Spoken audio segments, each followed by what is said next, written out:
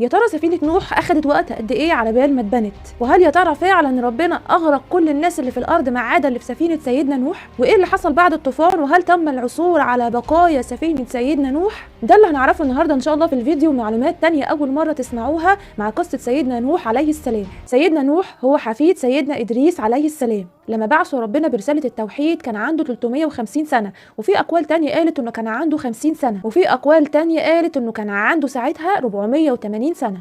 سيدنا نوح عليه السلام كان عنده مميزات كتير جدا بيتصف بيها جميع الأنبياء اللي ربنا بعتهم، بس كان مميز إنه هو عبد شكور، وده الوصف اللي ربنا وصفه بيه في القرآن الكريم. ما كانش بياكل ولا يشرب ولا يلبس إلا لو حمد ربنا على طول بعديها. وسيدنا نوح عليه السلام كان بيعمل في مهنة النجارة، وخلينا نعرف ان جميع البشر اللي موجودين على الارض دلوقتي هم من ذرية سيدنا نوح عليه السلام، ويعتبر النواة اللي جت بعد الطوفان. وفي تشبيه ما بين سيدنا نوح وسيدنا آدم، لان بعد سيدنا آدم كان في خليقة، بعد كده كل الناس ماتوا الا اللي نجا من الطوفان مع سيدنا نوح، وجم بعديها البشر اللي موجودين على الارض دلوقتي. والبشر اللي موجودين على الارض دلوقتي بيرجع نسبهم لاولاد سيدنا نوح عليه السلام، وهم حام وسام ويافث. حام جه من نسله اهل الحبشه، وسام جه من نسله العرب واهل الجزيره العربيه، ويافث جه من نسله الروم. زوجة سيدنا نوح كفرت برساله سيدنا نوح عليه السلام، وكان اسمها واعله، وربنا ضرب مثل بيها في القرآن للزوجة الخاينة. والخيانة هنا معناها انها رفضت رسالة زوجها وفضلت الكفر على الإيمان. عاش سيدنا نوح عليه السلام في منطقة جنوب العراق حاليا. طب يا ترى عمر سيدنا نوح كان عنده كام سنة؟ سيدنا نوح عليه السلام كان من أطول الأنبياء عمرا، وفي أقوال كتير في عمر سيدنا نوح عليه السلام، لكن الثابت زي ما ذكر في القرآن الكريم انه قعد يدعو قومه 950 سنة، وقيل ان عاش بعد الطوفان 400 سنة كمان. سيدنا نوح كان أول رسول يرسله ربنا سبحانه وتعالى للأرض، وجه برسالة التوحيد.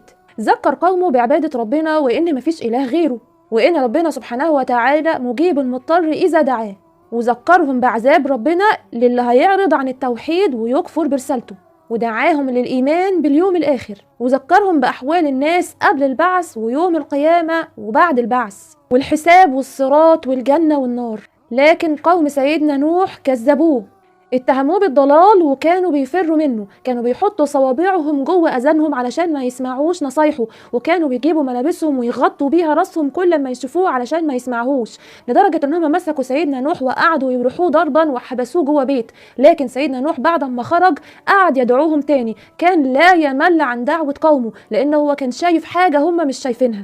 قوم سيدنا نوح كانوا بيعبدوا الأصنام، والأصنام كان اسمهم ود وسواع ويغوث ويعوق ونصرة.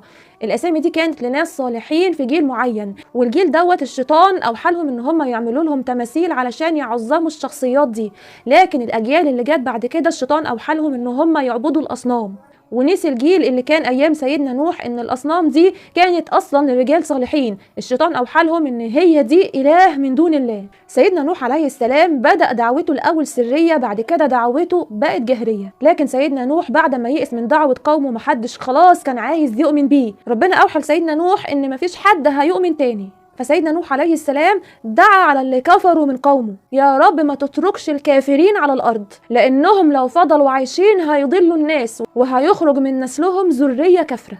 وللأسف زوجة سيدنا نوح ما أمنتش بيه، بل بالعكس كمان كان متعين قومها إن هم يكذبوا بسيدنا نوح، واتهمت سيدنا نوح هي وقومها بالجنون. بعد دعاء سيدنا نوح على قومه ربنا أوحى إليه عن طريق سيدنا جبريل عليه السلام إنه هو يبني سفينة، وقال له إنه هو هيغرق الأرض ومحدش هينجو من الطوفان العظيم غير اللي ركب السفينة وآمن مع سيدنا نوح. ربنا أمره إنه هو يزرع الأخشاب، وبعد ما زرع الأخشاب أخذ الأخشاب، وربنا أمره إنه هو ياخد الأخشاب ويطلع بيها على قمة الجبل ويبدأ في صنع الفلك العظيمة. وكان بيساعد سيدنا نوح في بناء السفينة سيدنا جبريل عليه السلام. يقال إنها كانت 3 طوابق، وكل طابق مكون من عدد من الغرف، ويقال إن طولها 300 ذراع، وحجمها كبير جدا مشابه لحجم سفينة تايتانيك. بدأ سيدنا نوح عليه السلام في صنع السفينة، لكنه ما سلمش من السخرية. كل ما يمر عليه ناس من قومه يسخروا منه ويقولوا له انت ازاي بتبني سفينة واحنا في الصحراء، ما فيش هنا مية ولا في اي بحر، السفينة على اليابسة انت هتبحر بيها فين؟ وبعد ما اتم سيدنا نوح عليه السلام بناء السفينة، ويقال انها بنت في 100 سنة، ربنا أوحى إليه إن هو يجمع فيها من كل زوجين اثنين من الطيور والحيوانات والنباتات. ويقال إن سيدنا نوح صنع فيها قصص للحيوانات المتوحشة، لأن كل اللي هيبقى موجود في السفينة هيبقى نواة جديدة تاني لإعمار الأرض بعد إغراقها بالطوفان.